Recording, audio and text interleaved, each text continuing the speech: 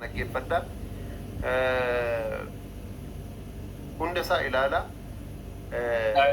Yaadni tokko jidduudhaan homsaa kiyya galatoon ibsanuu gootee fi namoonni as keessa jirtan hundumti keessa luba kana garaan dhuftanii faadhaan gara obsitanii teessanii waan jiru kana kan dhaggeeffachaa jirtan hundumti keessanuu dhimma lubbuutii lubbuu jechuun hundi keenyayyuu gogaa uffannee deemnaa hireen kun boru kan eenyu akka ta'e wabii hin qabnu hanga danda'u ilmaan Oromootiif inni lubbuun jiru isa lubbuun isaa karaan taaneen baatee jedhe hanga haqni isaa baramee jiru namni balaa konkolaataatiin gaafa du'e balaa konkolaataatiin jedhamee awwaalama yoo ammoo dhukkubsatee du'e jedhe dhukkuba kanaan du'e jedhama namni du'a isaa qofa osoo hin taane sababa du'a isaa baruunu fayyaa tokko dhugaa dubbachuuf yoo ta'e kan keenya immoo mucaa kana kaleessan wajjin osoo fiigee burraafu jechuudha jidduudhaan wanta akkanaa yeroo mudatee jedhu hawwii jireenyaa fedhii jireenyaa hedduu namoota hedduu keessatti dhaaba. Wantoonni akkanaa kun biyya keenya keessatti irra deddeebi'an wantoota mudatanidha. Keessattuu Finfinneeniif hayyoonni Oromoo, artiistotni Oromoo hariiroo isaa waggootuma dhiyeenyaa as qaban jechuudha. Hundumti keenya iyyuu harkaa qabna. Qaalii akka artiistaa Haacaaluu Hundeessaa akka dhabne jennu hundi keessan of beektu. Kana Haacaaluu maalirra akka ga'ee jedhe wanti beeknee ifatti jenne hin jiru. Wantoonni akkanaa kun immoo baratamaa yeroo deemee jedhu jaarsii areera baree ammaa gaggabakuma jedhamu. Wantoonni akkanaa kun yoo baay'ataa dhaqan boru eenyu irratti wanta akkanaa mudatee jennaan duuti isaa kun akkuma du'a sareetti akkan akkas jennee kaanee boonyeenuma guyyaa lama guyyaa sadii boonyee yookaan suuraa isaa tiishartiin uffannee deemuu kun hanga yoom aadaa nuuf ta'a.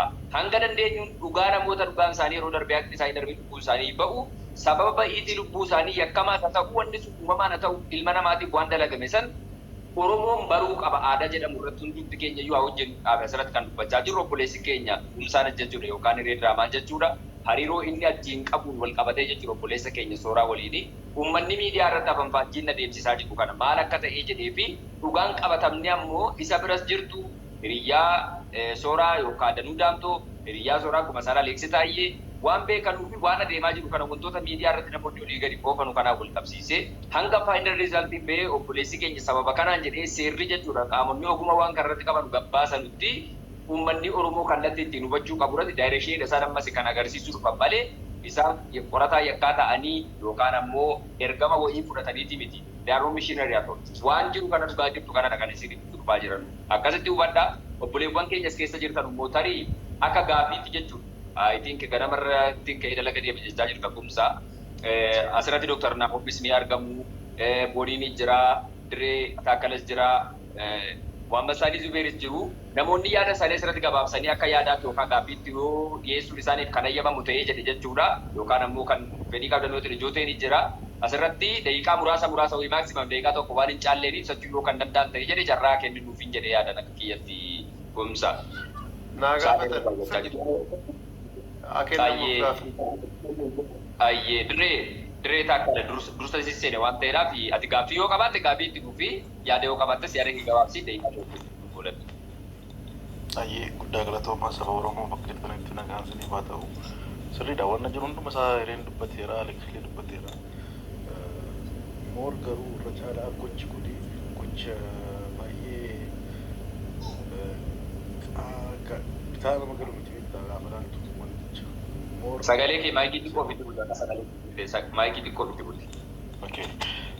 Bakka sana beektaa guyyaa lama guyyaa sadii deemeeraan iyyuu bakka yakki kun itti dalagame bakka mucaan kun itti badalame guyyaa lama sadii deemee ilaaleera. Ispeeshaalii wanti jiru beektaa bakka sanatti namoonni naannoo mana sana jiran guutummaa guututti informationii si kennuu fi garagaraa si ilaalatu beektaa akka namaa miti bifa ilaalanii sitti jira wanta narra geetu jira beektaa. Maal si gashee maaliif waan akkasii gaafattaa moora isa namni saree gaafachuu maaluu miti ani nama walitti bu'ee qaba bakka sanatti deemee jechuudha. Ani naannaa sana jira jedhee gaafa si dubbadheera bareedlee walii agarree turre mucaa wayii jedha kana garuu yakki kun yakka akkamiiti yoo jette yakka tokkoffaa sanbata darbee gaafa kaffaaloo irratti yakkisuu yaa raawwatu masmaruma tokko irrattidha. Ani irratti illee kan raawwate masmaruma kana irrattidha. Dabalatee nama sadaffaa itti fudhatee deemaa jira suuraa obboleessa keenya fudhatee deemaa jira. Yakki kun immoo irra deebi'ee Maayikii please maayikii sagalee kee hin fagaataa kibbamoliin. Okay, sorry. Jamoo aandiitii kaasee jamoo tokko kaasee hamma Haacaaluutti jechuudha. Hamma daandii Haacaaluu gubbaa ga'utti yakka cimaatu dalagama beektaa bakka sanatti. Ispeeshaalii saba Oromoo wanti koo naannaa sanatti baay'ee ulfaata. Sa'aatii lama toon ta'een ijoolleen keenya kanaan gitaatu bakka sanatti. Ani biraazarii daa'iman qabaaf jiraati. Kutusuun kuyya na bukkee dhufee sa'aatii lama ton ta'e bilbilaa fi caammaa irraa baafatanii gaggeessan kasi garuu an deebi'een gaafa deemu naannaa sana ijoollee isa biraadha kan jiru. Na arganii maal jedhanii ofirraa kutanii yeroo sanatti illee bakka sanatti garuu wanni jiru ijoolleen naannaa kana jirtan ammallee adaraa kan isiniin jedhu qofaa miti yookaan lama ta'a yookaan obbolaa yoo qabaatan obbolaa keessan faana socho'aa adaraa rabbii adaraa. Anillee Alex illee sitti meen ture keessan naa barreesse jedheera yoo foloo kiyya qabaate foloo naaf godhi karuma yaadni koo isa jiru beektaa amma wal eeguun kan barbaachisu baay'ee dubbiin jiru dubbii hamtuudha beektaa bakka kana kan dalagaa jiru. Poolisiin burraayyoo si qabate dhaabaa si keessaa torban lama torban sadii hidhamteeti kan baatu. Hidhamee sargeera maalis ta'eera iddoon kenna baasatu garuu inni burraayyoo inni naannaa kana jiru inni sabbata furii jiru dhimma lubbuu keetti deema beektaa dhimma hidhaa miti namni si gaafatu jiru.